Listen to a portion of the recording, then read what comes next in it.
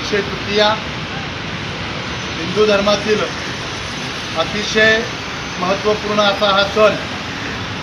3.5 मुहूर्तापैकी अतिशय महत्त्वाचा हा मुहूर्त अक्षय तृतीया या दिवसाचं औचित्य साधून आपण साहित्यरत्न लोकशाहीर डॉक्टर अण्णाभाऊ साठे यांच्या पूर्णाकृती स्मारकाला पुष्पहार अर्पण केलेला आहे। अक्षय तृतीयेच्या निमित्तानं सर्व समाज बांधवांना मनापासून या ठिकाणी शुभेच्छा देत आहे।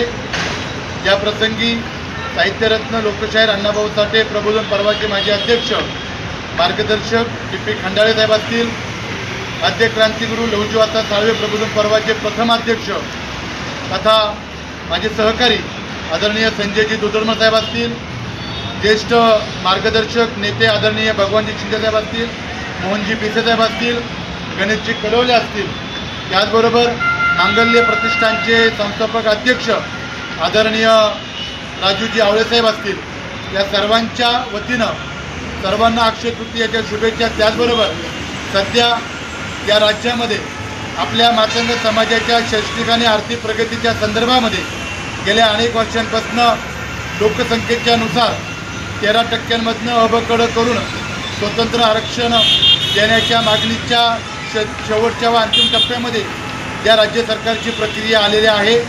विविध नेते, विविध आजीमाजी आमदार या संदर्भामध्ये पाठपुरावा करत आहेत।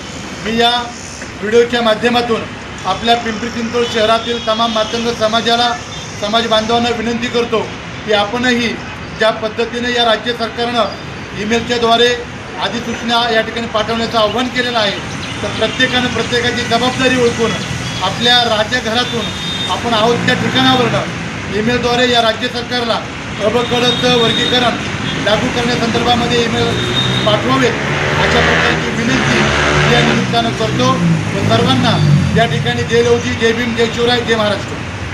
आरक्षण आमच्या हक्काचं नाही कुणाच्या बापाचं, आरक्षण आमच्या हक्काचं नाही कुणाच्या बापाचं। साहित्यरत्न डॉक्टर अण्णाभाऊ साठेंचा विजय असो, क्रांतिगुरू लहुजीवासा साळवेंचा विजय असो, सकल मातंग समाज एकजुटीचा विजय असो।